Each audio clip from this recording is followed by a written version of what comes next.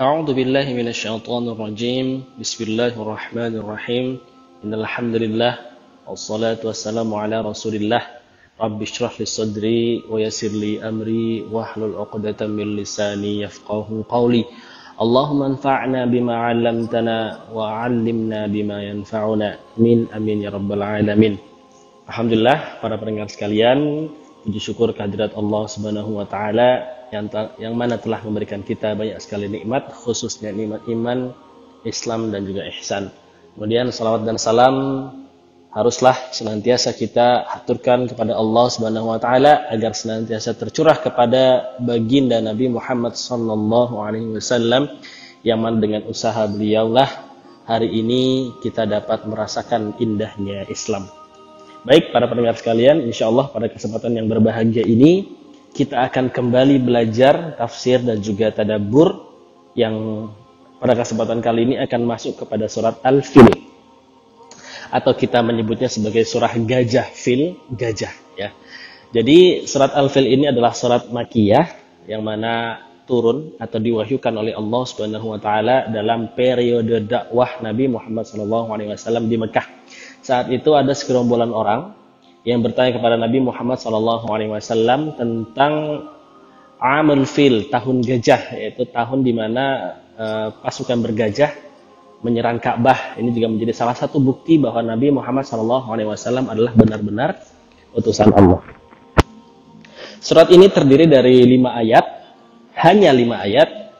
Dan surat ini juga masih memiliki ikatan dengan surat sebelumnya minggu lalu yang sudah kita bahas, yaitu surat Quraisy, karena dia kisahnya sangat-sangat dekat ya. Alasan mengapa suku Quraisy itu dipilih oleh Allah dan lain sebagainya, salah satunya adalah karena sebagai penjaga Ka'bah. A'udzubillahi minasyaitonirrajim. Bismillahirrahmanirrahim. Alam tara kaifa fa'ala rabbuka bi ashabil fil alam yaj'al kaidahum fi tadlil فأرسل عليهم طيرا أبابيل ترميهم بحجارة من سجيل فجعلهم كعصف مأكول. Surah Allah. Ya. Jadi 5 ayat ini menceritakan tentang bagaimana akhir dari serangan pasukan bergajah. Jadi insya Allah pada kesempatan kali ini sebelum kita membahas detail terkait dengan isi dan kandungan ayat ini, yaitu surat Al-Fil, kita perlu mengetahui dulu sejarahnya, sejarah bagaimana ayat ini menjelaskan kepada kita. Ya, jadi tepatnya kurang lebih menurut perkiraan sekitar tahun 570 Hijriah, 570 Masehi atau 52 tahun sebelum Hijriah, Raja Abraha, yaitu seorang raja dari negeri Yaman, datang ke Mekah, datang ke Haramain, ke Haram untuk menghancurkan Ka'bah. Begini kisahnya. Oke. Sebenarnya kita kenalan dulu ya dengan siapa sebenarnya Abraha ini. Abraha adalah seorang raja dari Yaman ya. Beliau beragama Nasrani dan memiliki niat untuk membangun tandingan Ka'bah, Jadi antara kaum Nasrani Yaman dan juga kaum Quraisy yang ada di Mekah ini memiliki pendekatan ibadah yang kurang lebih mirip ya, sama-sama menyembah berhala. Gaya ibadahnya persis kurang lebih karena dia sama-sama menyembah berhala. Nah, kemudian saat itu Raja Yaman yaitu Abraha tadi berjanji kepada Raja Najasyi. Ya. Raja Najasyi dari Habasyah. Habasyah itu adalah Ethiopia hari ini ya, Raja Habasyah Ethiopia yang sama-sama memeluk agama Nasrani, dan Raja Yaman ini Abraha berjanji kepada beliau untuk membangun sebuah gereja yang besar yang tidak pernah ada sebelumnya, yang bahkan belum pernah dilihat oleh manusia yang tinggal di dataran Arab tersebut. Ciri-ciri gerejanya adalah bangunan yang sangat tinggi, megah, mengkilap ya gitu bahasanya ya, dan juga hiasan-hiasannya luar biasa indah. Nah, orang-orang Arab menamai gereja ini dengan sebutan Qulaisy ya, karena saking tingginya bangunan tersebut. Jadi kalau seandainya kita pakai topi, nah kemudian kita melihat ke arah Quraisy ini, maka topi tersebut akan jatuh dari kepala kita karena kepala kita tegak ke atas saking tingginya. Ini adalah perumpamaan yang diberikan oleh orang-orang Arab. Kemudian tekad Abraha ini berlanjut dengan mengundang beberapa tokoh Quraisy untuk membincangkan kemungkinan memindahkan ibadah haji dari Mekah menuju ke Quraisy ini yang ada di Yaman, ya, karena memang sebenarnya Raja Abraha ini agak-agak iri dengan apa yang dimiliki oleh Ka'bah. Nah, kemudian diundanglah dua tokoh yang masyhur yang terkenal di suku Quraisy, yaitu suku Adnan dan juga suku Qatahan, ya. Nah, kemudian salah satu perwakilan dari dua kelompok ini datang, kemudian mendengarkan niat daripada Raja Abraham, namun perwakilan suku ini, ya, dari Quraisy ini menolak mentah-mentah apa yang diidekan oleh Raja Abraha. Nah, kemudian ini menghadirkan rasa kekecewaan yang luar biasa bagi Abraha. Kemudian para orang-orang utusan dari Quraisy, dua suku ini pun pulang. Diceritakan, ini kila dalam bahasa berarti ada sebuah cerita yang mana belum bisa dipastikan kebenarannya, namun bisa menjadi sebuah acuan. Nah, saat itu ada sedikit golongan yang dibawa oleh dua kelompok ini, dua suku ini, yang masuk ke gereja Quraisy itu. Di sana, karena saking emosinya orang Arab ini, orang Quraisy ini, karena berusaha untuk meninggalkan Ka'bah, gitu ya bahasanya, maka orang-orang dua suku ini, perwakilan dua suku ini, melemparkan atau membarakan atau menyalakan api di sana, sehingga gereja itu pun terbakar. Terbakar api di mana-mana. Bahkan dikatakan bahwa suhunya saat itu sangat-sangat panas, bahkan lebih panas dari sengatan matahari saat itu, ya, karena apinya yang sangat besar dan juga hawa panas angin yang ditiupkan. Nah, setelah sampai kabar bahwa gereja ini terbakar, kemudian Raja Abraha berniat untuk membalas dendam, dalam artian menghancurkan Ka'bah. Maka Raja Abraha ini pun sangat marah dan mempersiapkan rencana-rencana penyerangan yang hebat, ya. Salah satunya dengan melibatkan banyak sekali gajah-gajah, ya, yang mana gajah tersebut diceritakan dalam tafsir Ibnu Katsir, tafsir Al-Azim, dikatakan bahwa gajah ini termasuk gajah yang besar sekali yang belum pernah dilihat oleh orang Arab sebelumnya, ya. Kurang lebih jumlahnya ada 8, ada yang mengatakan 12, ada yang mengatakan juga lebih dari itu. Nah, kemudian berangkatlah Raja Abraha ini menuju ke Ka'bah, menuju ke daerah Masjidil Haram. Nah, ketika dari Yaman, Raja Abraha sampai di sebuah daerah yang namanya Taif, dan itu kurang lebih beberapa kilometer menuju Ka'bah. Nah, pasukan Abraha menghancurkan peternakan onta, yang mana peternakan itu adalah milik kakeknya Nabi Muhammad SAW, Abdul Muthalib bin Hashim. Nah, kemudian sumurnya dihancurkan, untanya disita, dan lain sebagainya. Kemudian Abraha mengutus seseorang untuk datang ke Mekah. Ya, sekali lagi ada usaha, ya, meskipun gerejanya sudah dikatakan sudah dibakar, gitu ya, meskipun ini masih belum bisa dipertanggungjawabkan. Abraha mengutus seseorang agar mengundang lagi satu orang dari kalangan suku Quraisy, ya, yang saat itu pemukanya yang ditunjuk adalah dari Bani Hashim. Bani Hashim yang dimuliakan adalah yang memegang kunci Ka'bah, yaitu kakek Nabi Muhammad SAW, Abdul Muthalib.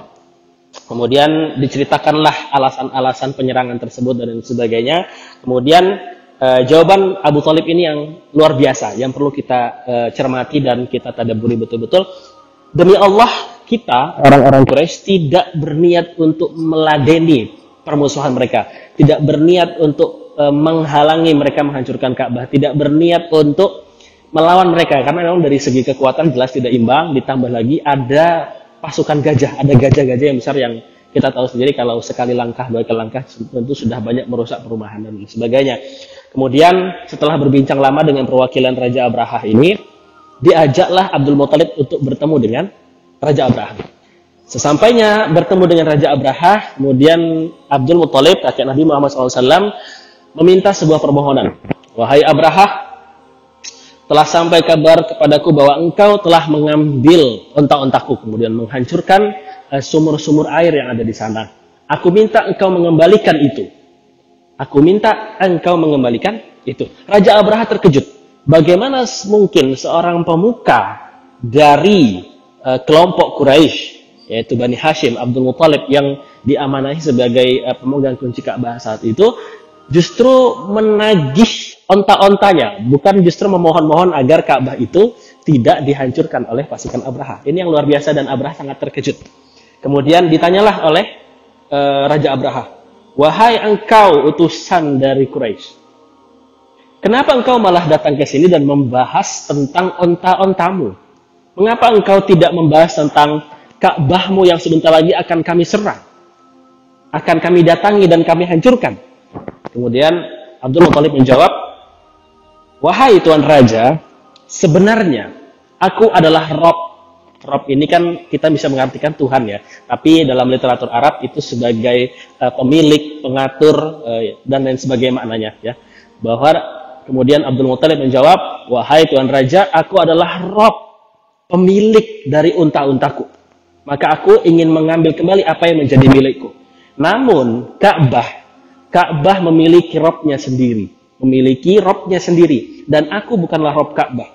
Maka engkau mintalah kepada yang memiliki Ka'bah, dan aku tidak memiliki kewajiban untuk menyerahkan Ka'bah karena Ka'bah bukan milikku. Maka dia sendirilah nanti ada sosok yang akan menjaga Ka'bah, karena ya Ka'bah itu ada yang menjaga gitu kan, dari para malaikat dan Allah dan lain sebagainya." Kemudian Abraha ini pun mengembalikan seluruh onta-onta Abdul Muthalib, dan Abdul Muthalib pun kembali ke Mekah dengan senang karena sudah mendapatkan unta-untanya yang direbut, sekitar kurang lebih ada yang mengatakan 100, ada yang mengatakan 200. Sesampainya di Mekah, Abdul Muthalib memperingati seluruh rakyat Quraisy saat itu untuk pergi menjauh dari Ka'bah. Jadi ada yang berniat untuk menghadang, ada juga yang berniat untuk lari, ada juga yang berniat untuk bertahan. Namun beliau, Abdul Muthalib, menginstruksikan untuk meninggalkan Mekah, karena memang di gambaran saat itu pasukan gajah sangat luar biasa. Kemudian ketika gajah itu sampai ke Ka'bah atau menuju ke arah Ka'bah, di sini ada sebuah cerita yang mengatakan bahwa gajah-gajah ini ketika beristirahat, ya, ketika sebentar lagi sampai ke Mekah, setelah beristirahat dibangkitkan di posisi berdiri dan diarahkan menuju Ka'bah. Gajah-gajah ini menolak. Namun ketika diarahkan ke Yaman, diarahkan ke barat, ke timur gitu kan, dan arah-arah selain arah Mekah itu geraknya cepat sekali.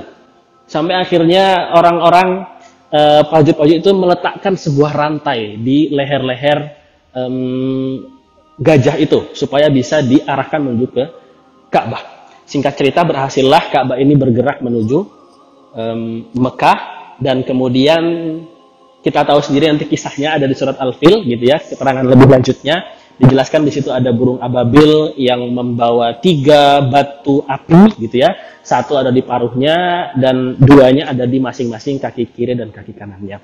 Mungkin ini untuk bagian pertama berkenaan dengan sejarah surat Al-Fil. Insya Allah pada pekan berikutnya kita akan membahas lebih detail berkenaan dengan ayat-ayatnya, susunan-susunan ayatnya dan makna-makna ayatnya. Karena penting sekali kita membahas tentang sejarahnya terlebih dahulu, sebab ini ada kaitannya dengan Nabi Muhammad SAW, kelahirannya, kisah-kisah yang luar biasanya. Jadi salah satu kisah luar biasa ketika Nabi Muhammad SAW akan dilahirkan, salah satunya adalah ini, sebagai bentuk Allah menjaga Ka'bah. Yang kedua, yang sering kita dengar, api majusi yang ada di tanah Syam itu mati, kemudian patung-patung berhala runtuh dan lain sebagainya, ada petir dan lain sebagainya. Itu menjadi salah satu bukti ada nabi terakhir yang diutus. Tapi insya Allah tidak akan kita bahas sampai sana. Untuk yang sekarang kita cukupkan pada sejarah dari pasukan Fil ini, sehingga kita lebih mendalami lagi bagaimana ayat ini dapat memberikan kita pelajaran khususnya berkenaan dengan penjagaan Allah. Maka beruntunglah kita yang dekat dengan Allah dan mendapatkan penjagaan Allah. Sebab Ka'bah saja yang dia tidak bernyawa, itu dijaga oleh Allah, bahkan oleh malaikat dan juga burung ababil. Bagaimanalah kita seorang muslim yang dekat dengan Allah, yang berusaha dekat dengan Allah, dan mengharapkan pertolongan dan penjagaan Allah, tentulah itu sesuatu hal yang mudah bagi Allah. Baik, itu kiranya yang dapat kita sampaikan. Mudah-mudahan kita dapat mengenal lebih dalam tentang sejarah dari Al-Fil ini atau gajah ini, pasukan gajah ini. Mudah-mudahan juga kita bisa mengambil ibrah, pelajaran yang terdapat dalam kisah ini. dan mudah-mudahan di pertemuan yang akan datang kita dapat melanjutkan surat Al-Fil detail 1 sampai dengan 5 dari ayat, makna dan lain sebagainya. Mungkin ini yang dapat saya sampaikan, kurang lebihnya mohon maaf. Assalamualaikum warahmatullahi wabarakatuh.